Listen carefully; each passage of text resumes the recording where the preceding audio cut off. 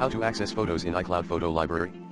Before you sync your entire photo library to iCloud, make sure it's free of clutter, like unwanted similar photos or outdated screenshots. iCloud has only 5 GB of free storage, so you want to be smart about how you use it. Gemini helps you find and delete photos you don't need, so only the good ones make it.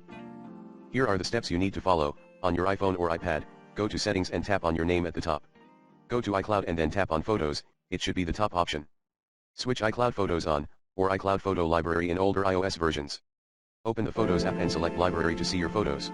On your Mac, open the Photos app and go to Preferences from the menu bar. Click on iCloud and then check the box next to iCloud Photos, or iCloud Photo Library in older Mac OS versions.